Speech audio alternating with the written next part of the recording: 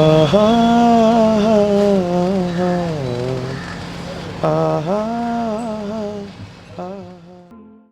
நான் ஒரு 10 வருஷமா பாடிட்டு இருக்கேன் மேடம். என் பேர் சிவா. நான் கச்சேரி சிங்கர் தான். நாங்க 2 பேருமே. நான் கிட்டத்தட்ட ஒரு 15 இயர்ஸ் கிட்ட. படிக்கும் போது இருந்தே நாங்க இந்த பாட்டு பண்ணிட்டு இருக்கோம்.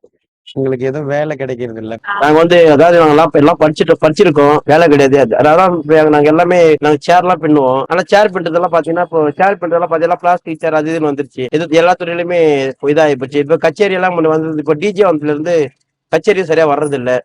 அதனால சரி, எங்களுக்கு வருமானம் இல்லை, எங்களுக்கு குடும்பம் இருக்குது, மனைவி இருக்காங்க, வீடு இருக்கு, அது எங்களுக்கு வருமானம் இல்லை.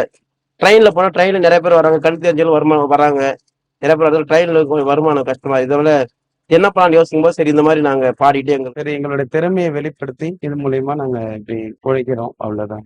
அது போல வருமானத்தை வச்சு நாங்க எல்லாம் பண்ணிட்டு இருக்கிறோம். டீமா இருக்கோம். அவங்க எங்களுக்காக உதவி.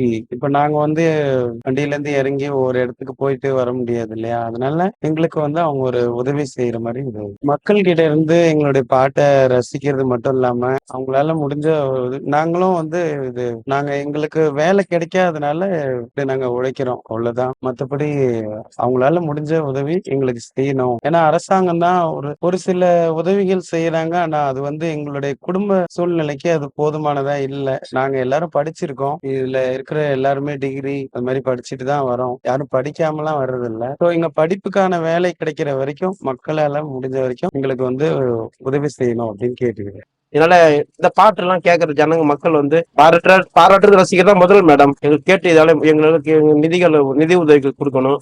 ரெண்டாவது எங்களுக்கு அவ்வப்போது உங்களுக்கு மதிய தேவையான உணர்வு கொடுக்கலாம், தேநீர் வாங்கி கொடுக்கலாம், இந்த மாதிரி காரியங்கள் செய்யலாம்.